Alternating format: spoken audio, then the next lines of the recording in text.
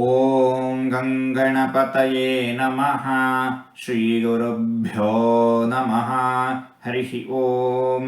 ನಮಸ್ಕಾರ. ಓಂ ಸೇನಾನ್ಯೈ ನಮಃ.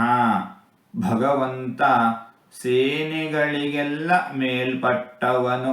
ಸೇನೆಗಳನ್ನೆಲ್ಲ ತನ್ನ ಅಧೀನದಲ್ಲಿ ಇರಿಸಿಕೊಂಡಿರುವವನು ಭಗವಂತ.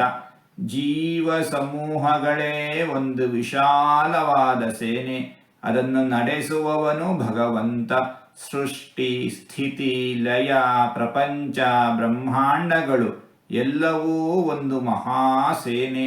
ಇದಕ್ಕೆ ಅಧಿಪತಿ ಸೇನಾನಿ ಭಗವಂತ.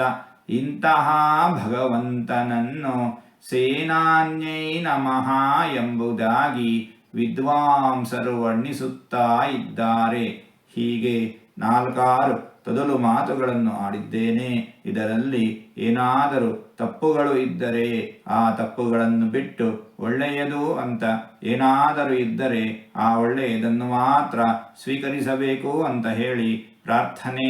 ಈ ನುಡಿಗಳನ್ನೆಲ್ಲ ಆಡಿಸಿದ ಭಗವಂತನಿಗೆ ಸರ್ವವೂ ಸಮರ್ಪಿತ. ಸರ್ವಂ ಶ್ರೀಕೃಷ್ಣಾರ್ಪಣಮಸ್ತು.